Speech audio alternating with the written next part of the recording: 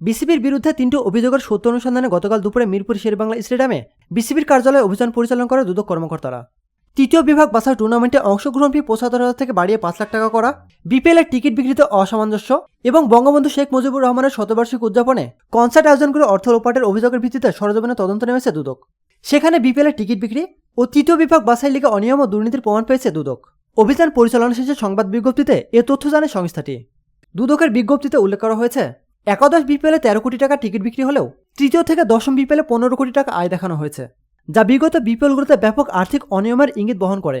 মুজিব শতবর্ষ বাস্তবায়নে 25 কোটি 38 লাখ টাকা খরচ দেখানো হলেও প্রকৃতপক্ষে খরচ হয়েছে মাত্র 7 কোটি টাকা। এক্ষেত্রে প্রায় 19 কোটি টাকার আর্থিক অনিয়মের প্রমাণ পেয়েছে দুদক।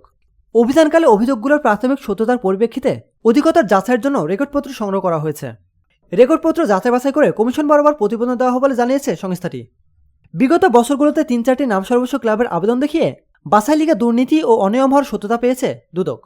দুদক পরিচালিত 1.5 ঘণ্টার অভিযানে কর্মকর্তাদের সঙ্গে ছিলেন বিসিবির সিইও নিজামুদ্দিন চৌধুরী। তদন্ত কমিটিতে সর্বাত্মক সহযোগিতা এবং ডকুমেন্ট সরবরাহ করা হবে বলে জানিয়েছেন নিজামুদ্দিন চৌধুরী। প্রতিনিয়ত খেলাধুলার আপডেট জানতে খেলাযোগ টিভির সাথেই থাকুন।